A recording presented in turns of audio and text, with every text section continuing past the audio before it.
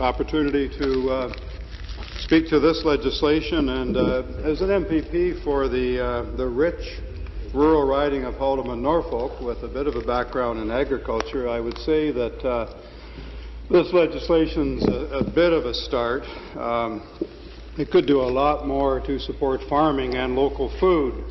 Now, when I describe my riding as rich, I'm referring to the diversity of farm commodities and natural resources down our way. I'm blessed to hail from an area that's known as Ontario's Garden. It's always been known as Ontario's Golden Garden, one of the most, actually it is Canada's most diverse agricultural area.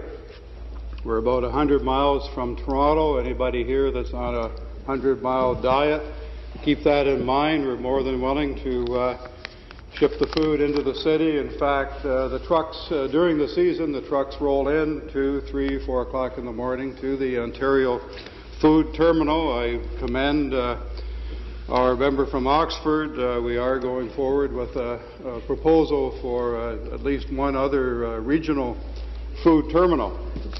So down in Norfolk, and I invite, and again, don't wait for us to truck it to Toronto. Come on down. I mean, why buy retail? Come on down at the wholesale level.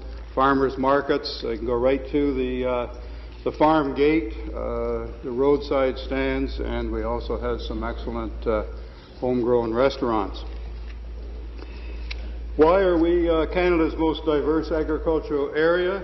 Partly due to the soil types, our microclimate. We're down on Lake Erie. Longer growing seasons, and we as well have that knowledge base going back many, many years, the mechanical skills, the business skills in agriculture. We know how to manage farm labor, for example, and we know how to manage sand on Norfolk, and we know how to manage clay. My grandfather would always say, we are, down our way, our family are blessed with, on the Barrett side, we're blessed with sandy Norfolk County farms, but we're blessed with Haldimand clay. And that can be a challenge to deal with that particular soil type. My mom's farm is on the Norfolk sand. The family had been farming there since 1796. Still in the family. It's now in the hands of my cousin. So there's just one example of one family on my mother's side. Been farming for something like 217 years now. Our riding has been producing food for well over 200 years. It is part of our culture, and we know how to do it. Our area is known for some extraordinary food. There's some products here I know very little about, actually. Edamame. Anybody here know what edamame is? Goji berries, health food.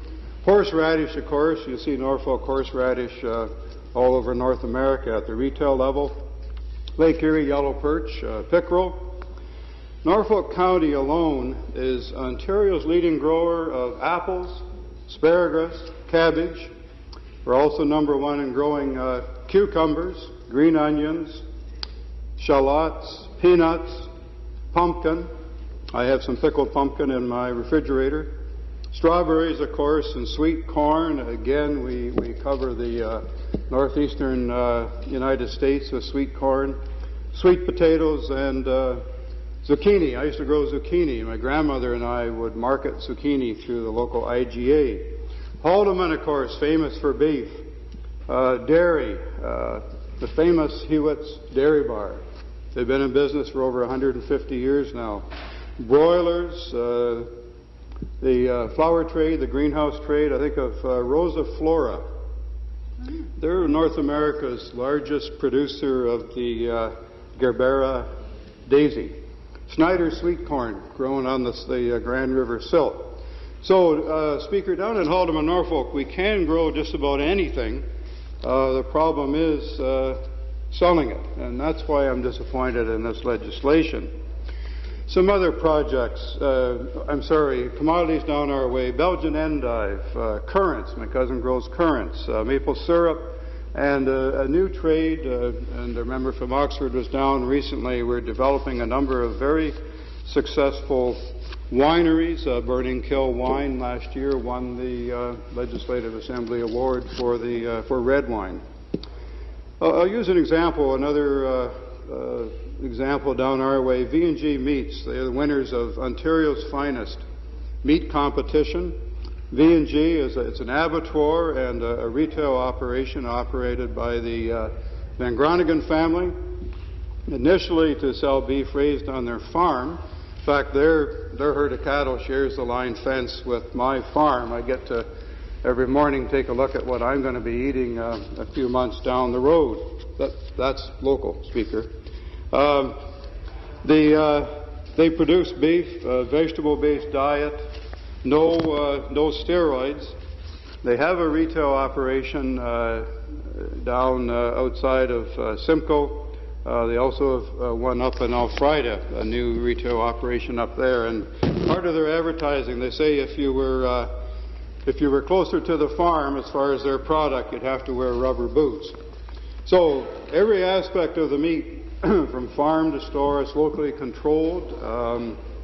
They join a number of very successful families with abattoirs down our way, the DeConnings, the Medimas, Townsend Butchers. They just put $1.4 million into their facility.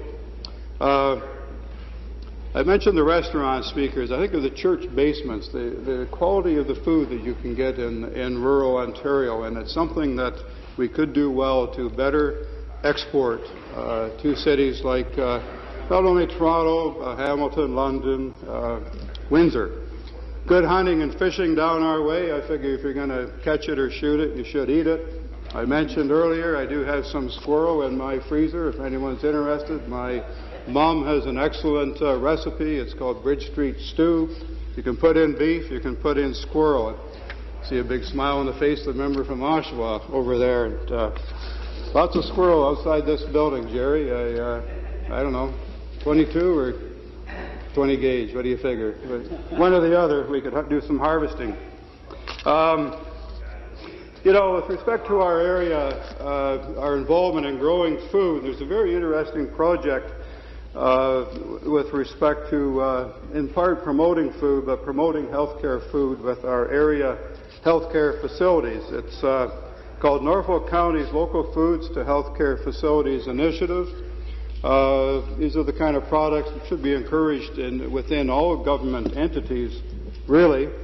Again, we've got to ensure that everybody's eating the best they can, locally available to them, and make sure they know what to do with it as well. Randy Pettipiece, my colleague here, in his riding in Stratford, they have a local community food center.